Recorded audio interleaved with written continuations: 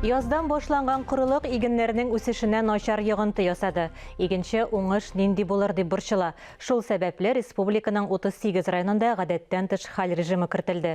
Ширмешән районында курылык зонасына эләкте. Быел игеннәрдән нинди уңыш көтәргә? Үсемлекләрне саклап калу өчен нәрсәләр эшләп була?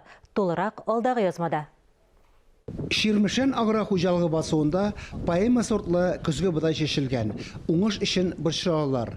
1 гектардан 70 центнерга кадәр ашык җыеп алырга ниятләгән булсалар, хәзер инде шуның яртысын булса да җыясы иде диләр. Быелгы язгы кырышларына әзерлек аеруча ныклап әзерләнгән идек инде без. Былтыр яхшы урожай алгач, уртача 40-ка якын центнер инде мөмкинлегебез дә бар иде. Көздән үк ноябрь аенда агроминераллар, яғни удобрениялар җитештердек, шулай пестицидлар, гербицидлар башында алып куйдык. Көздән үк бәяләр күтәрелгәнче барсына да әзерлек белән караган өметләнгән идек. Ширмешән агроешмасы Татарстанның элиталы ырлыклары ассоциациясе составына кергән ырлыкчылык хуҗалыгы. Чәчүгә җентекләп әзерләнгәннәр. Ашлама, агрохимикатлар, үсемлекләрне саклау чараларын оештыруга 20 миллион сум акча тотылган.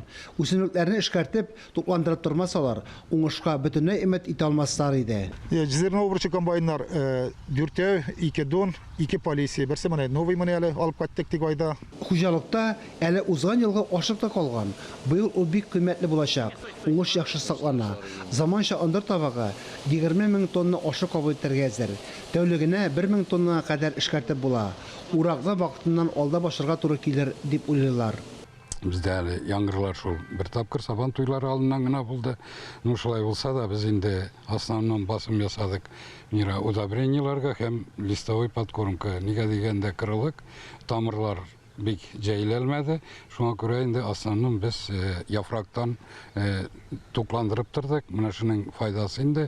Күршеләр Самара, Оренбург өлкәләрендә, Башкортстанда да хәл яхшыдан түгел. Һәр хәлдә хәзер игенчеләргә бертөрле культуралар уңышын түкми-чәчми җыеп алу өчен кулдан килгәннең барысын да эшләргә кирәк. Фарис Мөхәммәтов, Дмитрий Евторов, Линар Хәбибуллин, Илдар Сафиуллин, Татарстан яңалыклары, Ширмешән районы.